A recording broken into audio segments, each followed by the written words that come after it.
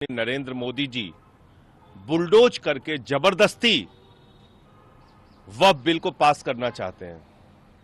JPC में चर्चा भी नहीं कराना चाहते।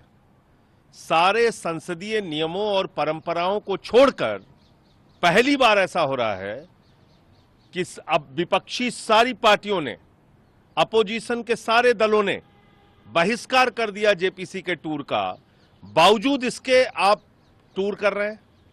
हमने स्पीकर साहब से मिलकर अपनी समस्या को बताया कि भाई ये टूर और बार बार हफ्ते में 2 दिन की मीटिंग बुलाना ये सांसदों के लिए संभव नहीं है। बार बार आना मीटिंगों में, खुद बीजेपी के सांसद नहीं आते। अगर विपक्ष के सांसद ना जाए तो कोरम नहीं पूरा होता। मुझे नहीं मालूम कि आज गुवाहाटी के टूर में कोरम पूरा हो रहा है कि नहीं हो रहा है, लेकिन ये बिल्कुल मनसा साफ हो गई कि जेपीसी एक नाटक था। जेपीसी सिर्फ मुद्दों से ध्यान भटकाने का एक माध्यम था। जेपीसी में वास्तव में मोदी सरकार कोई चर्चा नहीं करना चाहती और इसलिए टीएमसी ने, डीएमके ने, आम आदमी पार्टी ने, कांग्रेस पार्टी ने, समाजवादी पार्टी ने, ओवैसी की पार्टी ने, इन सारी पार्टियों ने, सारे राजनीतिक दलों ने बहिष्कार किया है और शिवसेना उद्धव ठाकरे ने, सब ने बहिष्कार किया है और कोई भी इस जेपीसी में शामिल नहीं हो रहा है।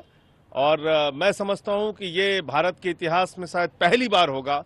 ये मोदी सरकार के लिए बहुत शर्मनाक बात है कि वो पूरे विपक्ष के बायकॉट के बावजूद जबरदस्ती जेपीसी का टूर ये लोग कर रहे हैं और मुझे ये भी नहीं पता कि उनका कोरम पूरा भी है कि नहीं है। इंदिरा गांधी हो, राजीव देखिए, मोदी सरकार ने और भारतीय जनता पार्टी ने इस देश के नौजवानों के पीठ में छुरा मारा, बेरोजगारी देके।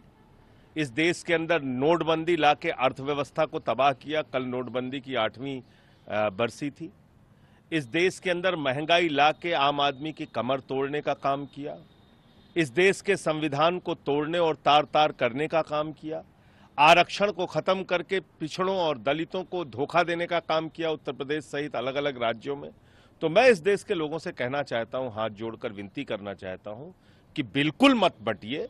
सारे लोग मिलकर महंगाई के सवाल पर, बेरोजगारी के सवाल पर, भारत की सेना को ठेके पर रखा मोदी ने, इसके सवाल पर मिलकर भारतीय जनता पार्टी को हराइए। मिलकर। ये देश 144 करोड़ लोगों का देश है। देखिए, अमित शाह क्या कहता है, मोदी क्या कहता है, इसका कोई बहुत मायने नहीं है। ये लोग हिंदुस्तान ही नहीं पूरी दुनिया के सबसे ढोंगी और झूठे लोग हैं। देश के अंदर मुसलमानों से नफरत फैलाते हैं और अमित शाह का बेटा जैसा दुबई के शेखों के साथ धंधा करता है। मोदी जी हिंदुस्तान के मुसलमानों के खिलाफ बोलेंगे, कतर की मस्जिद में जाके मुसलमानों को गले लगाएंगे, दुबई की मस्जिद में जाके मुसलमानों को गले लगाएंगे, शेखों को कहेंगे my brother bin Laden, Mohammed bin Salman. तो भैया, जहां तुम्हारा धंधा है वहां धर्म पीछे है, वहां धर्म का सवाल नहीं है। दुबई के शेखों को उचक उचक के गले लगाओगे और हिंदुस्तान में मुसलमानों के खिलाफ नफरत फैलाओगे। तो ये हिंदू समुदाय के जो बेटे बेटियां हैं उनको समझना पड़ेगा कि इन बेईमानों के चक्कर में मत फंसो। ये मोदी और नरेंद्र, अमित शाह, ये लोग झूठ फैलाने वाले लोग हैं, भारतीय जनता पार्टी के बेईमान लोग हैं।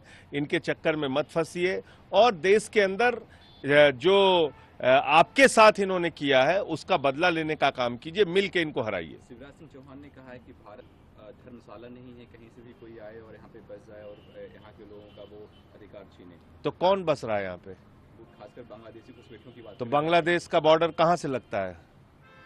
भोपाल से लगता है कि दिल्ली से लगता है? शिवराज सिंह को इतनी भी समझ नहीं है। बांग्लादेश के बॉर्डर पे नरेंद्र मोदी की पुलिस बैठी हुई है, नरेंद्र मोदी की फोर्स बैठी हुई है, नरेंद्र मोदी की सुरक्षा है।